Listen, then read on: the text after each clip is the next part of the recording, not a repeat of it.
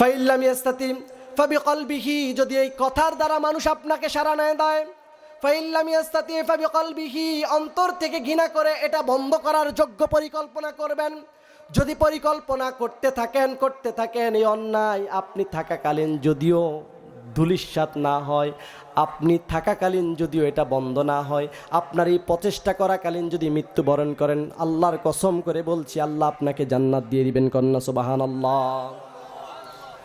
আল্লাহ রাব্বুল আলামিন বলেন ওয়াউলাইকা হুমুল মুফলিহুন, এই কাজগুলো যদি করতে পারো তবে তোমরা হবে বিজয়, তোমরাই সফল হয়ে যাবে। আল্লাহ তাআলা সূরাতুল আল ইমরানের 105 নম্বর আয়াতে বলেন ওয়ালা তাকুনু কাল্লাযিনা তাফাররাকু ওয়াখতালাফু মিন বাদি মা জাআতহুমুল বায়িনাত। আল্লাহ রাব্বুল আলামিন জানান তোমরা পূর্বেকার নবীর উম্মতের মতো দলে দলে বিভক্ত হয়ে যেও না। কার কথা? জোরে বলেন। আমরা কি এখন ঐক্যে আছি না দলে দলে বিভক্ত? আরে একটা মাত্র গ্রুপ, তাবলিগ গ্রুপ, 2 দল হয়ে গেছে, ঠিক কিনা? মুসলমানের মধ্যে যত ফাটল আছে, যত গ্রুপ আছে, আর কোনো দলে নাই, ঠিক কিনা? এত দল কেন? এই আলেমেরা যে গ্রুপ করতেছে, ভাগ করতেছে, এরা কি আয়াতগুলো পড়ে না? আল্লাহ রাসূল সাল্লাল্লাহু আলাইহি ওয়াসাল্লাম বলেন আল মুমিনুনা কারাজুলুন ওয়াহিদ, তামাম মুমিন মুসলমানরা হচ্ছে একটা দেহের মতন। কারাজুলুন ওয়াহিদ ইনিস্তাকা আইনুস্তাকা হুকুল্লুম, মানুষের চোখগুলো যখন ব্যথা হয়ে যায়, সারা শরীর যেমন ব্যথায় জীর্ণ শীর্ণ হয়ে যায়, জর্জরিত হয়ে যায়, ওয়াইনিস্তাকা রাসুহুস্তাকা, মাথাটা ব্যথা শুরু হয়ে গেলে যেমন সারা শরীর অকেজু হয়ে যায়, ঠিক তেমনিভাবে পায়ের গোড়ার মধ্যে যেমন পায়ের তালুর মধ্যে কাটা ফুটলে 3.5 হাত দেহের উপরে চোখের পানি জর্জর করে পড়তে থাকে, ঠিক তেমনিভাবে পৃথিবীর আনাচে কানাচে যেখানেই মুসলমান অত্যাচারিত হবে, নির্যাতিত হবে, তামাম মুসলিম উম্মাহ এক বাক্যে লিল্লাহি তাকবীর দিয়ে এর সংগ্রাম করতে হবে, ঠিক কিনা? এর বিরোধিতা করতে হবে, ঠিক কিনা? কিন্তু আমাদের মধ্যে ঐক্য না থাকার কারণে কত দিকে সমস্যা, সামাজিক সমস্যা, রাষ্ট্রীয় সমস্যা, এখন তো যে সমস্যা লাগছে, আমাদের ঐক্য না থাকার কারণে এই বাংলার ভূখণ্ড নিয়ে এখন টানাটানি লাগিয়েছে, ঠিক কিনা? এই দেশের বেলায় আর দিনের বেলায় আমরা সবাই এক, যত দল যত মত সব ভিন্নতা রেখে দিয়ে আমরা দেশের বেলায় আর ধর্মের বেলায় এক, ঠিক কিনা? আল্লাহর এই দিনকে দায়েম এবং কায়েমের বেলায় আল্লাহর দিন নিয়ে কথা বললে আমরা কাউকে ছেড়ে দেব না, ঠিক কিনা? ঠিক তেমনিভাবে এই মাতৃভূমি আমার এই দেশ নিয়ে যারা টানাটানি করবে, 1 ইঞ্চি জমিন ছেড়ে দেওয়া হবে না, প্রয়োজনে আবার 71-এর সংগ্রাম ডাক দিব, ঠিক কিনা? আমার এই দেশ নিয়ে ষড়যন্ত্র চলবে, কাউকে ছেড়ে দেওয়া হবে না, ঠিক কিনা?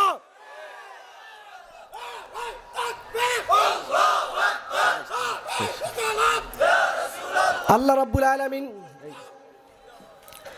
যে দিন আর বিধান দিয়েছেন, এই বিধানের বিপক্ষে কথা বললে যেমন ছেড়ে দেব না, এই জমিনের 1 ইঞ্চি মাটি নিয়ে টানাটানি করলেও কাউকে ছাড় দেওয়া শেষ করে দিতেছে। আমাদের মুহতারাম চলে আসতেছে, একটা কথা বলে শেষ করতেছি। আচ্ছা, বিয়ে করার পরে ধরেন আমি বিয়ে করলাম, আমার ভাতিজা যদি শ্বশুর বাড়িতে জায়গা দাবি করে, দিবে? হ্যাঁ, দেবে না? আর বিয়ের আগে না যৌতুকের কথা হয়, পরে হয়? হ্যাঁ, আমার দেশ নিয়ে যারা টানাটানি করে তারা তো জামাইও না, তারা সব পুত্রার ছেলে, ঠিক কিনা? এদেরকে আমরা ছেড়ে দেব? আমার দেশের মাটি নিয়ে টানাটানি করলে আমরা যুদ্ধ করতে প্রস্তুত আছি, রাজি আছি মুসলমান।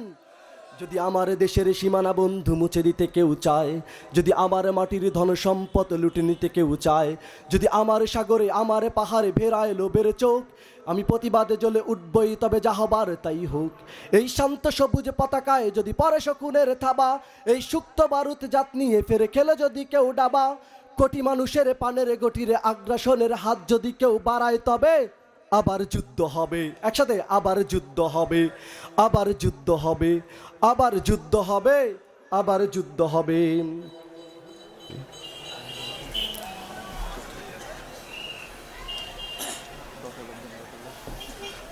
প্রস্তুত আছি তো ইনশাল্লাহ? কারণ আমরা মানুষ ভালো যতক্ষণ আমাদের সাথে আপনারা ভালো। আমরা তখনই খারাপ হব যখন আমার গায়ের জামা নিয়ে টানাটানি করবেন, যখন আমার মায়ের জমিন নিয়ে টানাটানি করবেন, যখন এই ভূখণ্ড মুক্ত রাখার জন্য লক্ষ লক্ষ ভাই শহীদ হয়েছে, তারা শুধু 71-এ শহীদ হয়ে এই স্বাধীন করে দিয়ে দেশকে ছেড়ে দেয় নাই। আমার 2024-এ জুলাই আগস্টে ছাত্র ভাইয়েরা দেখিয়ে দিয়েছে এই জমিনের মধ্যে চিল শকুন পড়তে দেওয়া হবে না, যেই করে হোক তাদেরকে জমিন থেকে তাড়িয়ে দেওয়া হবে, ঠিক কিনা? অবশ্যই আমরা জাগ্রত থাকতে হবে, সজাগ থাকতে হবে। যদি ইট পাথরের দুর্গ দেয়াল ভেঙে ভেঙে যায় পড়ে, শহীদ তিতুর বাঁশের কেল্লা আবার তুলব গড়ে। দুশ্মন যদি খড়গ চালায় নকল বন্ধু সেজে, কালুর ঘাটের দীপ্ত ঘোষণা আবার তুলব গড়ে। রাজি আছি? এই মুসলমানের অভয়ারণ্যে কাউকে দেব না ঢুকতে, মোরা পাথরের নয় পাজরের বাদ গর্ব তাদের রুখতে।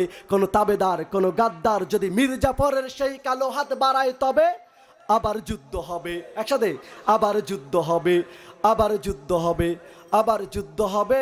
রেডি? যুদ্ধ করার জন্য রেডি তো?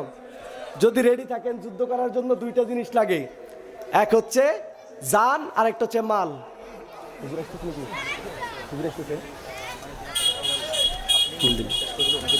আচ্ছা, দুইটা জিনিস লাগে। কয়টা জিনিস? দুইটা জিনিস, একটা হচ্ছে জান আর একটা হচ্ছে মাল। এখানে অনেকেই পরিচিত আছেন। আচ্ছা, প্রথম ইন্টারভিউ যদি নেই, আপনারা পারবেন তো পাস করতে? Primary exam, first primary exam, fee test বলা হয় আর কি।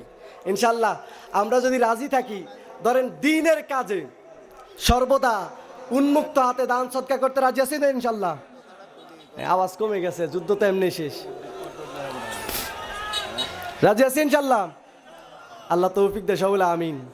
আচ্ছা, প্রথম ইন্টারভিউ আমার